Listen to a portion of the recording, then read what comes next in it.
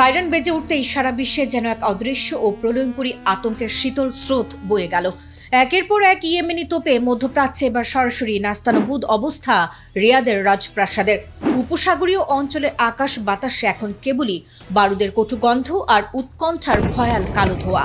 বিখ্যাত media Bloomberg এর breaking ফ্ল্যাশগুলো যখন একের পর এক স্ক্রিনে ভেসে উঠছে, তখন গোটা বিশ্বের অর্থনীতিবিদদের বুক থরথর করে কাঁপছে।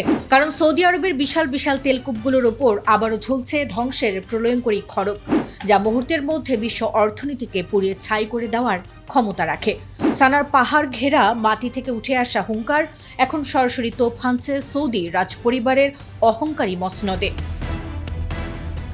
আমেরিকার পর্দার আড়ালের আকুল পরামর্শ আর ওমানের মধ্যস্থতার উপর ভর করে রিয়াদ এখন এক চরম ও অদ্ভুত দোলাচলে আটকে পড়েছে।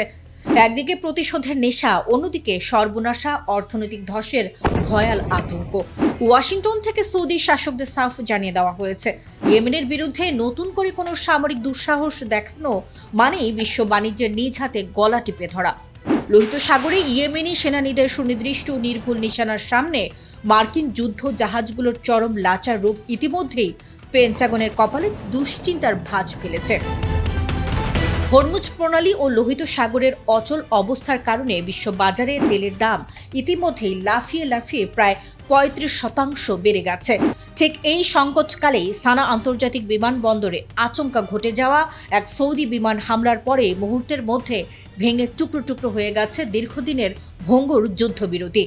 ইয়েমেনি প্রতিনিধি দল ও অসুস্থ বেসামরিক যাত্রীদের বহনকারী একটি বিমানকে আকাশ থেকে জোরপূর্বক ফিরিয়ে দেওয়ার সেই অন্যায়ের প্রতিশোধে প্রলয়ঙ্করী আগ্নেয়গিরির মতো জ্বলে উঠেছে পারস্য ও ইয়েমেনি সেনানীরা। সৌদির ভেতরে ঢুকে নাজরান বিমানবন্দরের সংবেদনশীল পয়েন্টে ইয়েমেনি সশস্ত্র বাহিনীর নিখুঁত ড্রোন আঘাত প্রমাণ করে দিয়েছে তারা স্বদেশের অধিকার আদায়ে এক চুলও ছাড় দেবে না।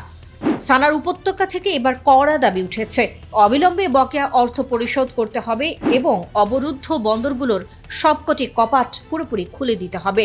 ইয়েমেনি জনগণের অধিকার আদায় না হওয়া পর্যন্ত এই রক্তক্ষয়ী খেলায় ইতি টানার কোনো সুযোগ নেই।